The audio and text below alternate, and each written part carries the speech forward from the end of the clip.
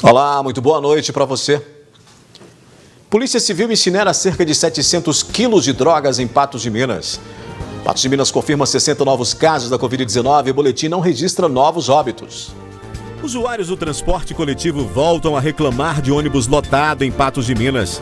Mulher fica indignada com os riscos provocados pela falta de organização de fila em imunização contra a Covid. O aumento nas transações financeiras por meios eletrônicos e os cuidados que devem ser tomados. Os impactos da cotação do dólar, que fecha a semana abaixo dos R$5. Patenses observam lua de morango, a última deste ano. A redução nas doações de medula óssea durante a pandemia. E a luta de um jovem advogado de Patos de Minas em busca de doadores compatíveis. Tem também análise da notícia e muito mais informações a partir de agora no NTV News.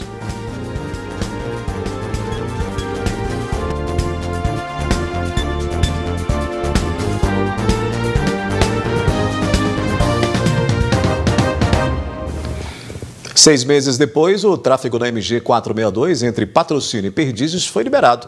O trecho, que é de grande movimentação, estava interditado desde dezembro do ano passado, após o desabamento de parte da pista.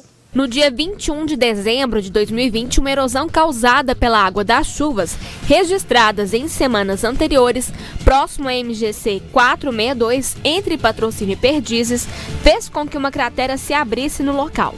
Desde então, o DR acompanha o caso, porém, em um primeiro momento não foi estimada a previsão de reparos, já que tudo dependia de uma avaliação técnica para analisar a situação da pista. As obras tiveram início no começo do mês de março deste ano, com previsão de conclusão para até 90 dias. No local foram realizados os serviços de recomposição do aterro, implantação de bueiro e a recuperação da pista. Ainda segundo o DR, alguns serviços ainda devem ser feitos no local, como a implantação de sarjetas, descidas d'água e boca de lobo. Porém, esses trabalhos não irão atrapalhar a passagem de veículos e contarão com sinalização. As polícias civil e militar divulgaram hoje o balanço de operação realizada na cidade de João Pinheiro, após vários levantamentos relacionados à associação criminosa, homicídios tentados e consumados e principalmente o tráfico de drogas. A operação contou com a participação de 36 policiais militares, 26 policiais civis, cão de faro de narcóticos, além de um helicóptero. Foram cumpridos 6 mandados de prisões preventivas e 16 mandados de busca e apreensão. 3 pessoas foram presas em flagrante e um adolescente foi apreendido. Ainda durante as buscas realizadas nas residências dos indivíduos alvos dos mandados, foram apreendidas várias porções de cocaína, crack e maconha, além de balanças, dinheiro, aparelhos celulares de procedência duvidosa e armas de fogo. A operação policial teve como objetivo principal a repressão qualificada aos crimes que mais impactam a sociedade, principalmente os homicídios e tráfico de drogas. Um dos indivíduos alvos da operação, suspeito de um homicídio consumado, foi localizado e preso na cidade de Uberlândia. Em Patos de Minas, centenas de quilos de drogas apreendidas durante a Operação Narco Brasil foram incineradas pela Polícia Civil. O principal objetivo dessas ações, que foram realizadas em vários estados, é o combate ao tráfico de drogas. Um esforço redobrado para desmantelar as ações relacionadas ao tráfico de drogas resultou em diversas apreensões de entorpecentes. Do montante, 96% foram de maconha e o restante de cocaína. Pouco mais de 700 quilos de substâncias entorpecentes que foram apreendidos na comarca de Patos de Minas e de Presidente Olegário durante o ano de 2021 pelas polícias civil, militar, rodoviária federal e policiais penais. Todas as drogas apreendidas pelas forças de segurança da região foram destruídas no fim da manhã desta sexta-feira, em um local não divulgado pela polícia. Essa droga foi incinerada após autorização judicial e com acompanhamento do Ministério Público da comarca de Patos de Minas, bem como das vigilâncias sanitárias municipal e estadual. Uma correção, diferente do que eu disse na chamada dessa reportagem, esses materiais não foram todos aí apreendidos durante a Narco Brasil, mas também em diversas outras ações realizadas até agora, desde o início do ano, pelas polícias, pelas forças de segurança da região. Depois do intervalo aqui no News, o aumento nas transações financeiras por meios eletrônicos e os cuidados que devem ser tomados e ainda os impactos da cotação do dólar, que fecha a semana abaixo dos R$5.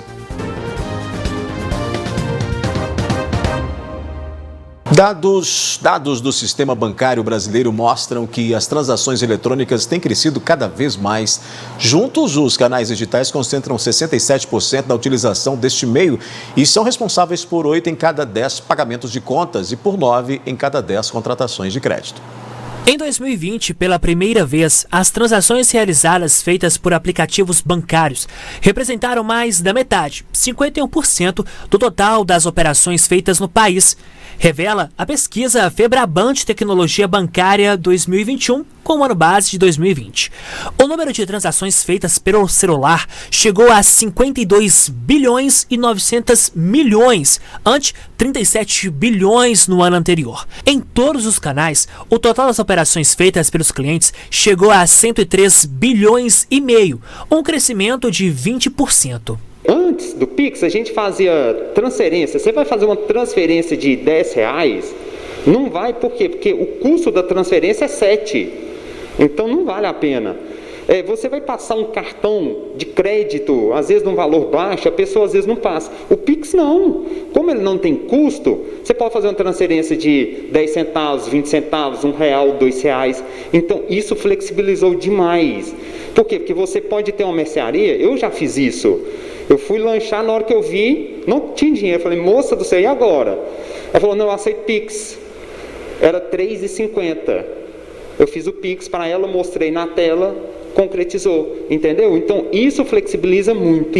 É uma vantagem porque você acaba reduzindo a inadimplência.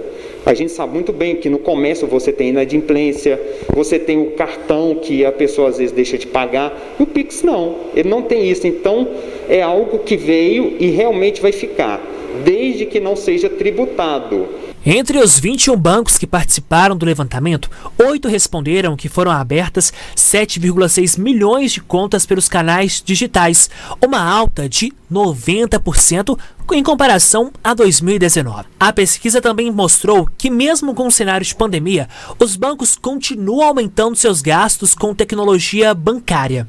Desde que a pessoa, o cliente tenha o dinheiro, ele faça a transação, é a melhor coisa que existe.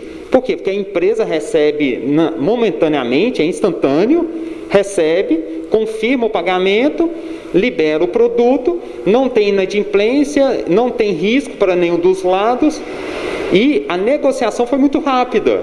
A pessoa pode estar apta a fazer outras compras, a empresa pode vender mais rápido, entendeu? Então, assim, é algo que veio para agilizar muito o processo de compra e venda. Mas, como em toda ação, é preciso ter cuidados redobrados para não cair em golpes. Uma empresa, quando entra em contato com você, ela já tem que ter os seus dados, né? Ou pelo menos a maioria de seus dados ela tem que ter. Caso contrário, é melhor você desligar o aparelho e aí você entrar em contato com a empresa pelo número que é cedido pela empresa na internet, né? No site oficial daquela empresa. Essa é a cautela que a gente pede a todas as pessoas. Então não passe seus dados, a não ser que você tenha todo o cuidado anterior. A semana foi de certo alívio para a cotação do dólar, que chegou ao menor nível desde junho do ano passado. A moeda chegou a acumular queda acima de 6% neste mês. No ano, o recuo está em 5,47%.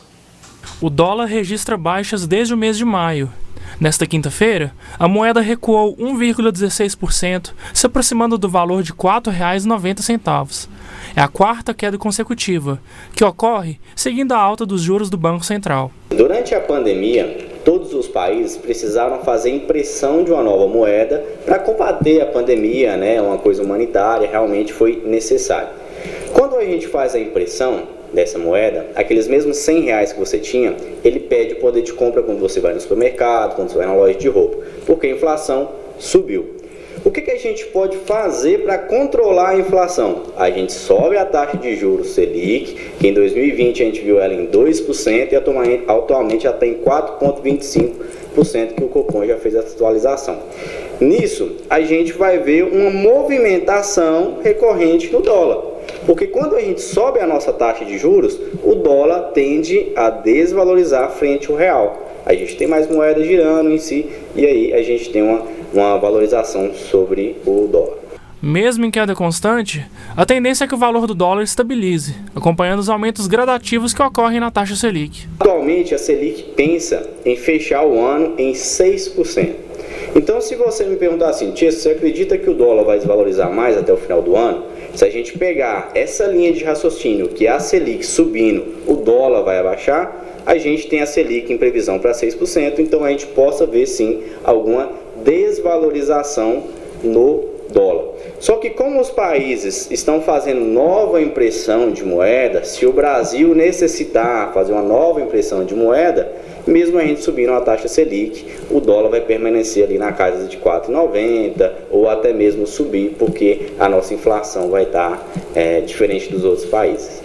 Esta é a primeira vez, desde 9 de junho de 2020, que a moeda norte-americana atinge um patamar abaixo de R$ 4,93. Entretanto, especialistas afirmam que ainda não é o melhor momento para investir. Eu não aconselharia comprar dólar como investimento agora, moeda estrangeira.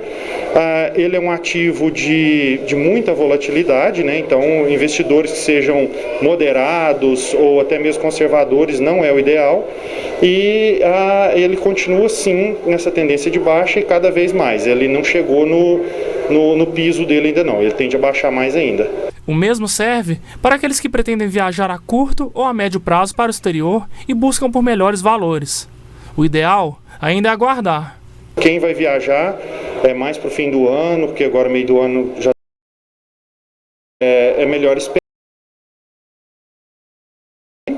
É aconselhável você deixar para comprar toda a sua moeda estrangeira de uma vez só. O ideal sempre é você fazer várias compras sempre que tiver uma baixa boa, para você fazer uma média e nunca arriscar no mais baixo ou depois ter uma alta repentina e você ter que comprar caro. Ou seja, tenhamos cautela, né?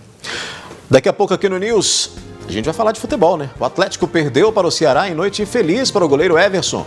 O Cruzeiro vira em cima do Vasco com golaço e volta a vencer na Série B. Vamos falar também de meteorologia, que prevê que o fim de semana continuará com tempo frio e seco na região. E patenses observam lua de morango, a última superlua deste ano. O Atlético tem sentido de fato os desfalques e tido muita dificuldade nas finalizações. Na partida desta quinta-feira no Castelão, as duas falhas cometidas pelo goleiro Everson custaram a derrota da equipe alvinegra e dali reclamação para a arbitragem. Foram 16 finalizações na partida do Atlético contra o Ceará. O Galo também teve mais posse de bola, mas foi derrotado. Então a gente está pecando na execução da jogada, né? Não fizemos gols mais do que um gol nas partidas, mas a gente está criando muito. Então daqui a pouco vai entrar a segunda, a terceira, nós vamos ter vitórias como tivemos na Libertadores. O Ceará gosta de jogar no teu erro, com as duas linhas bem fechadas e dois velocistas. É como eles jogam, faz tempo que jogam assim. E aí quando eles saem na frente, num lance que a gente falhou, e o jogo fica a caráter deles. Você não vai conseguir ter a velocidade, jogar no contra-ataque, pôr a tua velocidade. Você vai ter que ter a posse de bola, o controle, as infiltrações até furar o adversário. Foi o que a gente fez no segundo tempo. No primeiro tempo não conseguimos, no segundo tempo foi bom. Foi bom, mas quem somou os 3 pontos foi o Ceará. E o Galo deixou o G4. Logo no início do jogo, aos 2 minutos, Lima marcou para a equipe da casa. No segundo tempo, Gabriel igualou o marcador no Castelão. E na prorrogação, Gabriel Lacerda fez o gol da vitória do Ceará. Nos 2 gols sofridos, falha do goleiro Everson. O Everson teve falhas, mas ele quem geralmente, inclusive hoje, quem pega bolas incríveis. Então a gente não pode crucificar um porque falhou, então somos nós perdemos. Além das falhas, o Atlético também tem sentido os desfalques. São 4 jogadores estrangeiros disputando a Copa América e mais 7 desfalques por causa de surto de Covid-19 na cidade do Galo. Vai fazer o quê? Não vai jogar? Vai alegar o quê? Vai alegar que não vai jogar porque tem 8, 7 com Covid ou 5, 6 convocados. Não tem o que fazer. Tem que jogar e é bom que aproveite os meninos. É uma pena não ter ganho o jogo hoje, porque principalmente no segundo tempo jogou uma grande partida e poderia e deveria ter vencido pelo que jogou. E de novo, sobrou para a arbitragem. A equipe atleticana não poupou críticas. O técnico Cuca foi até expulso por Leandro Voaden. Na arbitragem, hoje foi muito desfavorável a nós, muito desfavorável. O Voaden hoje foi muito mal. Eu, quando acabou o jogo, o primeiro tempo tive que acalmar os jogadores aqui, porque 5 minutos para acalmar, calma, ele não dá falta em mim, pô, ele está ameaçando. Calma, para depois falar da parte tática, técnica, né? E no final, quando eu fui falar para ele algumas coisas em torno da falta de critério no jogo, ele me expulsou e depois a gente perde a cabeça. Depois que você é expulso, e eu acho que de uma maneira indevida, como ele me expulsou, eu acabei perdendo a cabeça e xingando, falando coisa até que não devia, mas pelo menos eu pus para fora. O Galo volta a campo pelo Brasileiro no próximo domingo, fora de casa, quando enfrenta o Santos na Vila Belmiro às 8h30 da noite. Pela Série B do Brasileirão, o Cruzeiro venceu de virada o Vasco na noite desta quinta-feira no Mineirão. Com a vitória, o time celeste se afasta da zona de rebaixamento e, claro, reaviva a confiança. A Raposa subiu para o 11º lugar com 7 pontos e chegou à segunda vitória sob o comando do técnico Mozart. Uma vitória importante para o Cruzeiro diante aos vários tropeços. E mesmo com a equipe do Vasco saindo na frente, nada de desânimo na Raposa. Morato abriu o marcador aos 8 minutos. O Cruzeiro reagiu e Matheus Barbosa, herói da noite, descontou. Fez um gol aos 14 minutos e depois aos 27. Eu vejo o Matheus como um camisa 5 tradicional, né? Um jogador que ele é o cara que inicia essa jogada para o ataque, mas que tem uma condição de chegar na frente, tanto é que fez 2 gols hoje. Ele é muito forte também na bola parada, finaliza bem, como todos vocês viram. Eu vejo ele até como um possível terceiro zagueiro, né, no sistema que a gente vem jogando, porque ele tem uma estatura boa, é bom no jogo aéreo, é concentrado, é bom passador. Então, fico feliz por ele, fico feliz pelo desempenho de toda a equipe e principalmente muito feliz pela vitória.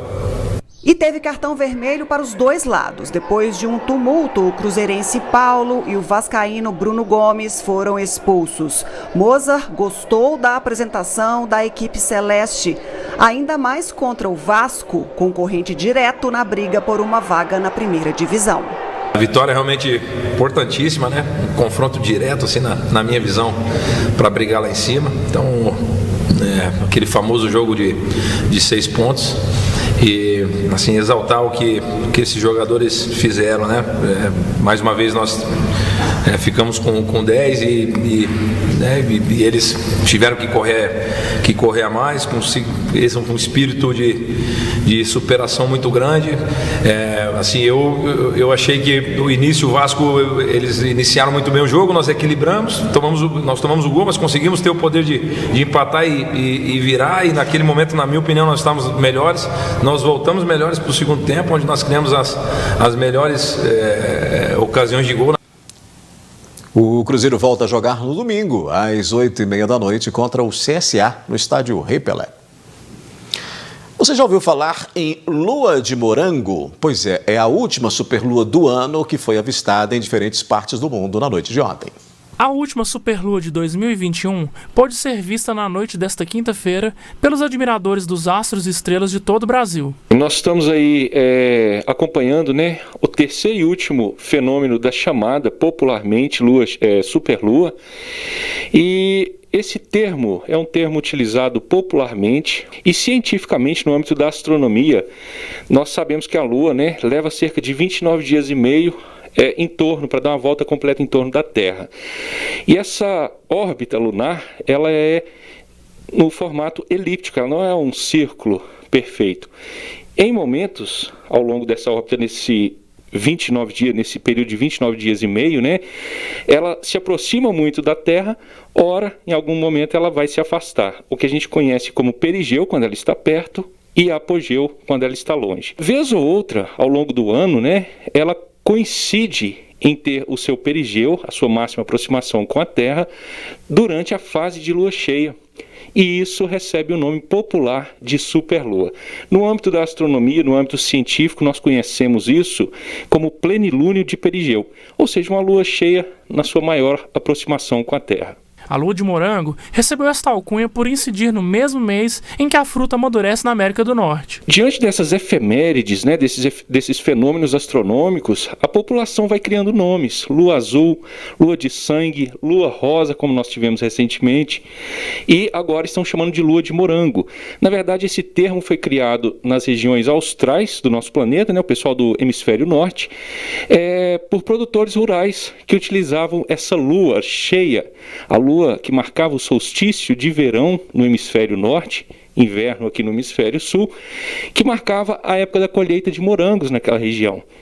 Daí vem esse nome, né, para a lua cheia dessa época como lua de morango. Mesmo que seja chamada de superlua, a proporção do satélite natural que orbita a Terra não sofre muita alteração na aparência. Quando ela atinge o seu perigeu, a Lua chega no seu ponto de perigeu, nessa maior aproximação com a Terra, ela tem um aumento aparente de cerca de 3 minutos de arco.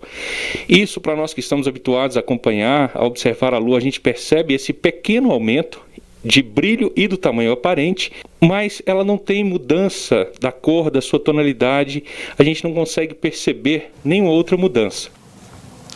A meteorologia prevê mais frio para o fim de semana e com tempo seco na região. Confira os detalhes na previsão do tempo.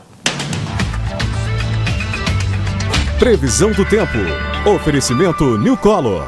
Super promoção em armações. Pensou em ótica? Lembrou New Color. A umidade relativa do ar deve oscilar entre 30% e 80%, indicando que o tempo seco persistirá, assim como as temperaturas amenas.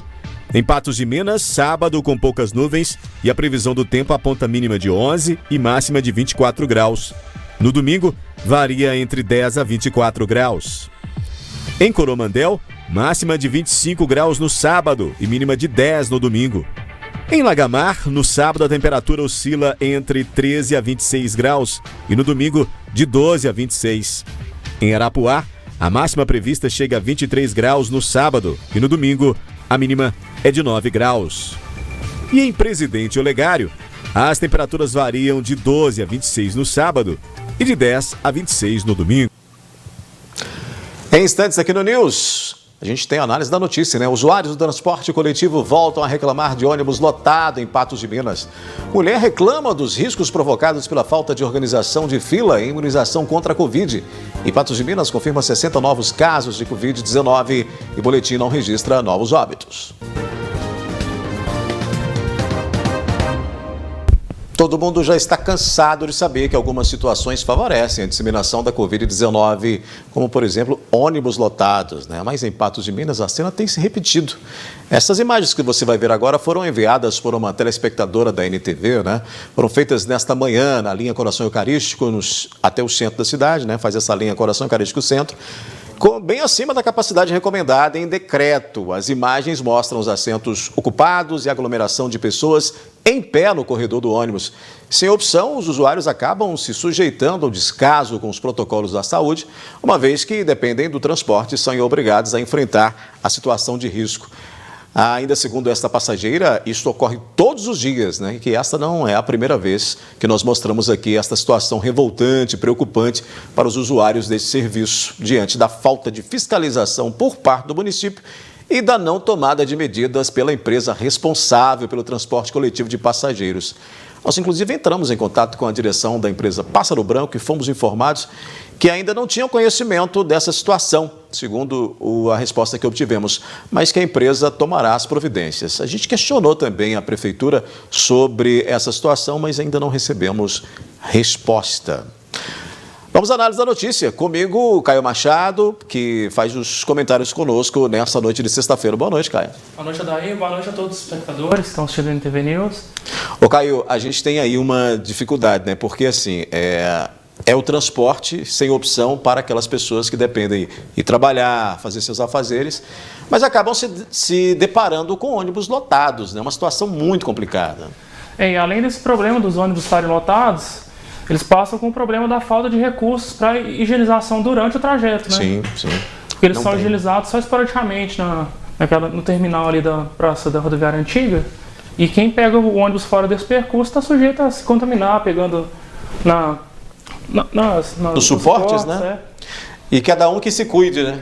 Nessa luta aí diária contra a Covid-19 em meio ao transporte público urbano. Vamos seguir, a gente fala dessa questão da imunização, porque a ansiedade pela vacina contra a Covid-19 não pode deixar de lado os cuidados com as regras de distanciamento e prevenção. A gente mostra agora a reclamação de uma moradora de Patos de Minas que ficou indignada com a falta de organização da prefeitura durante a vacinação ocorrida na manhã de hoje. A vacinação da primeira etapa do grupo de pessoas com 54 anos de idade foi marcada pela fila longa e por aglomerações. O distanciamento mínimo entre o público não estava sendo respeitado. Para ter uma melhor operacionalização da vacina, para as pessoas poderem vacinar. Diversas pessoas aguardavam para receber a primeira dose do imunizante contra o coronavírus. Segundo essa mulher que preferiu não se identificar, havia tumulto e demora. E nenhum tipo de fiscalização estava sendo realizado para reorganizar a fila. As pessoas, elas chegam, né, entra na fila e vai esperando até a sua vez de vacinar. Mas são muitas pessoas. Hoje eu cheguei aqui, era por volta de 8 horas da manhã, tinha mais de 300 pessoas na fila, todas amontoadas. O problema tem se repetido com frequência durante as diversas etapas do programa de imunização contra a Covid-19, que em Patos de Minas ocorre em apenas um ponto. Eles precisam melhorar a logística da vacinação, ter mais pontos para as pessoas vacinarem, porque assim diminui a quantidade de pessoas para vacinar. O Caio, você que fez esse material e nós vemos aí uma indignação dela, né, diante de uma situação que ela presenciou, sentiu na pele ali e pede providências, né? É um problema que se repete, a solução é muito simples, igual na vacinação de manhã, exclusivo para os caminhoneiros, vão abrir outro ponto de vacinação numa unidade de saúde do bairro Gramado. Amanhã. Isso, mas é só para amanhã. Se isso começar a ser feito a partir de todos os dias, a gente não vai ter mais essas aglomerações nem filas enormes. É uma coisa fácil de resolver, mas por enquanto não está sendo feito ainda, né? A prefeitura chega a alegar que essa logística depende muito das pessoas que podem ir ao longo do dia, né? Para não ter aglomeração. Mas é que nem todo mundo tem essa disponibilidade, né? Então, o que essa mulher ela questiona aí é justamente essa questão de estar aí organizando essas filas e de ter mais pontos, né? Para se vacinar. E uma fiscalização, né? Se deixasse uma pessoa na fila verificando, pedindo para que tivesse o afastamento de 1,5 m, né? Organizando, né? Isso seria mais fácil. Provavelmente teria menos entraves, né? Alguém ali, um servidor que pudesse fazer esse serviço. Caio, vamos falar dos números da Covid-19? O que a gente pode falar de hoje, desses boletins que você traz aí pra gente, com os números dessa sexta em comparação com os de ontem, quinta-feira? Hoje a gente não registrou nenhum óbito, ontem a gente teve 3, né? Mas em compensação a gente teve 60 casos e ontem a gente teve 17. Então o número assusta, né? Triplicou o número, mais que triplicou. É verdade. E é uma situação que se repete, porque na terça-feira a gente teve 17 casos, na quarta a gente teve 60. Aí de novo, quinta 17 e hoje... Não, quarta-feira a gente teve 58, quinta 17 e hoje 60. É um padrão que está se repetindo, né? Vai se oscilando, né? Mas vai com números maiores e oscilando. Ali, Caio, a gente vendo esses números, a gente percebe que de ontem para hoje, os números de pessoas que se recuperam em casa também aumentou, né? Sim, bastante. Foram 261 para 297, não é isso? 36 pessoas estão recuperando em casa, né? E aí tem uma questão que a gente precisa analisar, né? Porque essas pessoas que estão recuperando em casa, elas não estão aí ocupando leitos, né, clínicos e de UTI, mas elas também podem transmitir, né? Então, assim, essa preocupação é com todos, né? Essa preocupação da infecção por coronavírus aí é com todos. Ali nas UTIs nós tivemos o que de ocupação? Aumento de apenas um? Apenas um. E os óbitos confirmados mantidos aí em 483. Vamos dar uma olhadinha também no comparativo dos leitos Covid, Caio.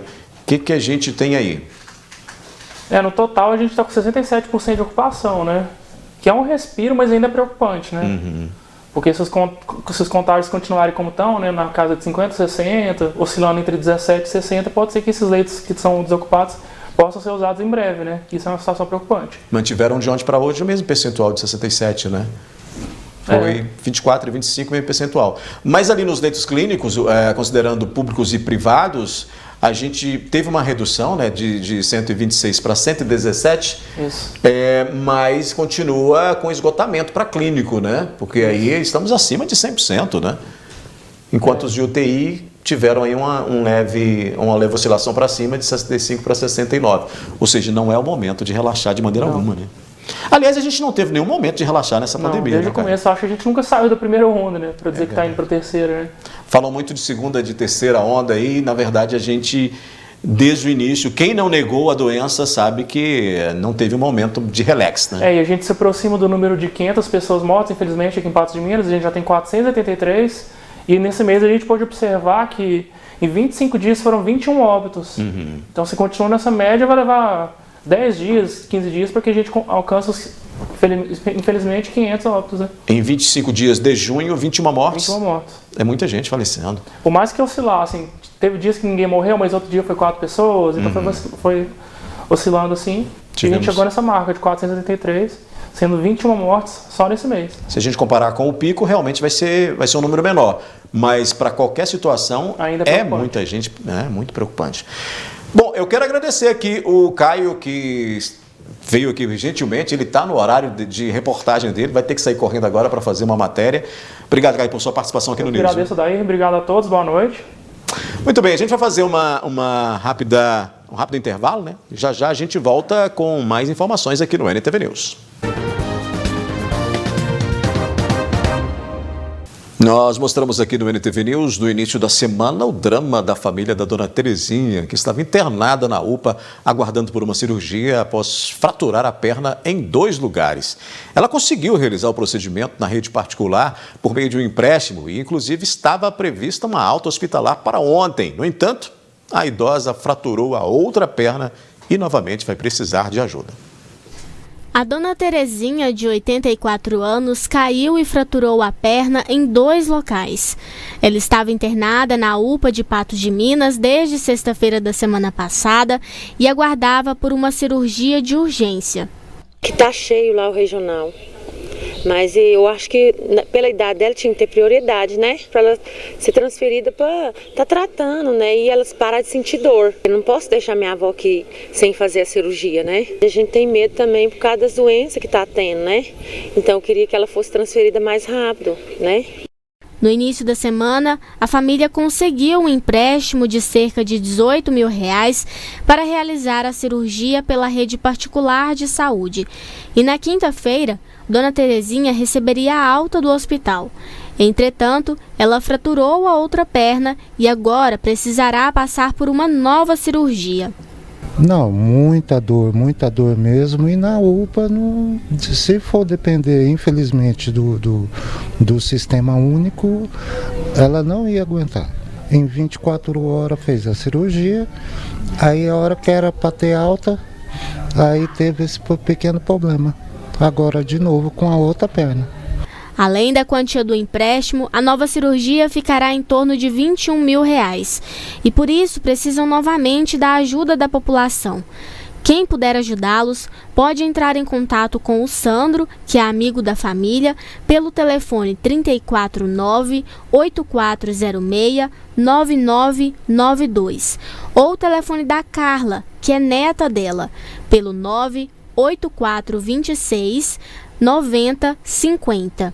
Os dados da conta para depósito são Banco Caixa Econômica Federal, Agência 0142, Operação 013, Conta Poupança 28607, dígito 3.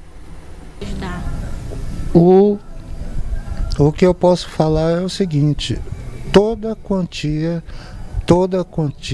e qualquer quantia será muito bem-vinda, tá? Muito bem-vinda mesmo, tá? Tanto é que o pastor da igreja também está me ajudando a arrecadar esse dinheiro. Agora veja essa situação, né? Tão complicada como é, dona Terezinha. A gente mostrou aqui o drama dela, né? A dificuldade que ela teve aí nesse início, tentando ali, aguardando, sofrendo com muita dor. Lá na UPA, né? À espera de uma transferência, tentando aí sensibilizar, né, as autoridades, o que não ocorreu a tempo. E ela, então, sem poder, acabou conseguindo dinheiro para poder fazer essa cirurgia e aí descobre que tem uma outra fratura na perna, na outra perna, e cerca de R$21 mil para custear esse procedimento. Como sofre a população sem acesso a uma saúde de qualidade, né? Luiz, você consegue colocar para a gente só aquele trecho em que mostra os números aí da conta, só para a gente dar uma ilustrada aqui e repetir, para que se alguém puder ajudar a dona Terezinha, entre em contato. Pode ser, esse daí. Está na tela, né? Os dados para depósito aí, ó, Caixa Econômica Federal, está aí na tela, a agência 0142, operação 013, que é poupança, né? A conta é 28607, dígito 3, é Caixa Econômica Federal, em nome do Sandro Stockler. E os telefones para contato também estão aí na tela, 984069992 e da Carla, que é o 984269050. A situação da dona Terezinha é muito complicada e a família faz esse apelo aí, portanto, neste momento tão difícil para ela, né? E para os familiares também. Olha, a gente mostra agora que uma moradora do bairro Céu Azul procurou a reportagem da NTV para fazer uma denúncia relacionada ao corte de árvores. As imagens foram registradas no bairro Céu Azul, em Patos de Minas. A moradora encaminhou vários vídeos à NTV e informou que a remoção das árvores começou por volta das 7 horas da manhã de quinta-feira, com cerca de 20 caminhões que, além do corte, jogavam os galhos e a terra em nascentes próximas. A gente chegou aqui, a gente viu, as nascentes estão cheias de esgoto, a nascente é muita água que tem aqui, então está derramando o esgoto. Ali onde eu te mostrei, quando a gente chegou, as manilhas estavam abertas. Começou às 7 horas, cortar as árvores. O que mais chocou a gente, porque está cortando a árvore que está acabando. Angico, hoje a gente não vê mais angico, cortou várias árvores. Tanto é que estava tão forte, estava tão fixa no chão, que o trator estava dando 2 pancadas e a motosserra ajudando para cortar as árvores. Então, assim, é muito bicho, é muita coisa que hoje foi a devastação, porque aquele tanto de árvore ali que jogou e o tanto de terra que jogou ali em cima da nascente, é um crime isso para a natureza. Disse ainda que o pai dela plantou várias das árvores no local e por isso a indignação. Declarou também que nenhum morador foi informado do fato e, por esse motivo, a surpresa ao se deparar com o corte das árvores. Ninguém sabia, eles só viram os caminhões chegando e jogando a terra ali, inclusive os vizinhos do outro lado estavam questionando, que estava tampando as manilhas da Copasa, como que vai fazer com o esgoto, né, se chover. Então, assim, ninguém soube responder nada, eles viram a gente filmando, aí ligaram para alguém da prefeitura e pediram para recolher os caminhões. Eu espero uma resposta, se pelo menos assim, para ter jogado essa mata no chão, se isso é legal. Eu não acho legal tá jogando as árvores, principalmente árvores já estão em extinção. A quantidade que a gente viu hoje de árvores sendo derrubada aqui, eu acho assim, é uma dó.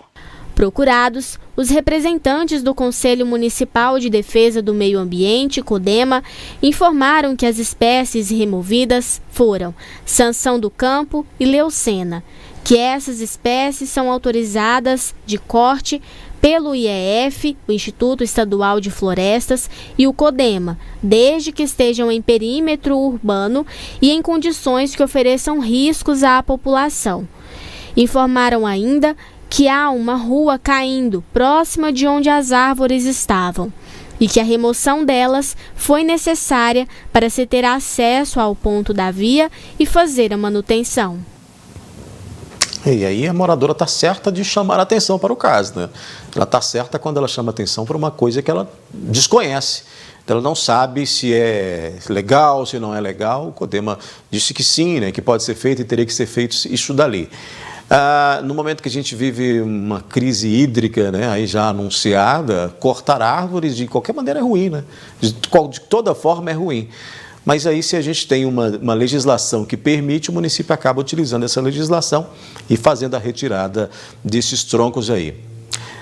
É válida a reclamação da moradora, que pode ficar de olho e sempre, né, entrar em contato com o jornalismo da NTV para a gente mostrar essas situações, esclarecer denúncias, esclarecer situações como essa que a deixou indignada e que a deixou aí imaginando realmente ter sido uma situação de erro, uma situação aí que não poderia ocorrer. Podendo ou não podendo, a legislação acabou autorizando que o município fizesse. Mas qualquer informação, qualquer denúncia, né, e outras situações que você tenha, pode entrar em contato conosco no 999474515, que é o nosso WhatsApp, para você mandar os vídeos, fotos e questionamentos sobre quaisquer assuntos que a NTV vai aí abordar e buscar as informações para você. Em meio à pandemia, a busca por um doador compatível tem se tornado ainda mais difícil, né? Você vai ver agora o caso de um advogado de Patos de Minas que, além da procura pelo tratamento e a cura, busca sensibilizar e conscientizar as pessoas sobre a importância das doações de sangue e também de medula. Dados do Registro Nacional de Doadores de Medula Óssea, o REDOME, indicam que a procura por se tornar um doador caiu em torno de 30% desde o início da pandemia. O jovem advogado patense Rodrigo Carvalho, de 26 anos, descobriu a doença após um quadro semelhante a uma infecção. Início da batalha que vem travando. O meu diagnóstico ele aconteceu de uma forma um pouco surpreendente. Eu comecei a sentir dores na perna, na panturrilha esquerda, para ser mais exato. Depois de algumas atividades leves, onde eu caminhei, comecei a sentir dores estranhas. Inicialmente se preocuparam os médicos com a trombose, posteriormente com a simples contratura muscular, mas com o passar dos dias a gente via que era uma infecção que estava se generalizando e que com o exame de sangue a gente chegou à conclusão de que poderia ser algo mais sério. E mais adiante, com o mielograma, a gente constatou que se tratava de uma leucemia. A partir de então a gente vem à luta, vem fazendo o tratamento corretamente, até chegar nesse momento onde eu preciso de um transplante de medula. O temor pela contaminação pelo coronavírus provavelmente tem sido um dos principais motivos que levou à queda no número de doações. Mas o agendamento é online e pode ser feito por meio do site da Fundação Hemominas. Em busca de um doador compatível, as verificações foram feitas até entre os familiares do advogado, mas os resultados não foram positivos até agora. Já desde o dia 17 de maio eu tenho esse diagnóstico de que eu preciso de uma nova medula, preciso que algum cadastro de doador seja compatível com o meu, e a partir de então nós estamos nessa busca. Fizemos o teste com os meus pais, o teste com o meu irmão, e até o momento não conseguimos o doador perfeito. Cruzeirense apaixonado e cercado de muito carinho e apoio dos familiares e amigos, Rodrigo segue na luta. Em meio ao tratamento que realiza em Belo Horizonte, à espera da medula compatível, o advogado faz campanha para sensibilizar os possíveis doadores, não somente para o seu caso, mas também na esperança de que outros possam ser ajudados. Eu venho fazendo campanhas, venho tentando mobilizar as pessoas. Já tive contato do Hemocentro, do Hemominas aí de Patos de Minas, onde soube que já triplicaram a quantidade de cadastro de doadores de medula óssea aí na cidade, e é algo que alegra o coração.